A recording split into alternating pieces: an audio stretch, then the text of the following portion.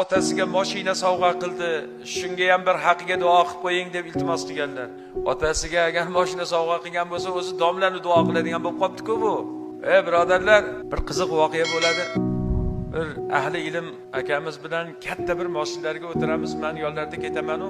Betonkada bir Cobalt, oq Cobalt bantiklar qilib qizil bantiklar o'rab qo'ygan Cobaltga, orqasiga oldiga otajonimga deb yozib qo'ygan. Birdan haligi bolani quvib qolsa, yonimizdagi ustoz, "Hoy, ta'sir, ta'sir, shoshmang" deydi. Qo'rqib ketaman buni vajohatidan. Ta'sir sekinroq yuring. Haligi bolalarni ushladi endi burilishda. Borib, katta mashinada o'tiribmiz. Ja qimmat mashina. Haligi bolalarga borib, bolalar yaxshimisiz? Bu bolalar qo'rqib ketyapti. Aka tinchlikmi? Hech narsa qilmadik sizga. Hech narsa qilmadilaring. Qalay, mana bu mashina zo'rmi dedi. Mashinasini ko'rsatdi. Aka, bu zo'r mashina. Barakallah. O'zing uchun bilib qo'ylaring bolalar. Hozir senlarning oldingda tiz cho'kishga tayyorman. Seni mashinangdan zo'r mashina yo'q, chunki sen otangga sovg'aga olib ketyapsan.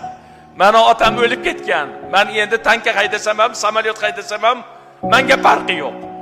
Sen olib ketayotgan mashinaga hech narsa yetmaydi.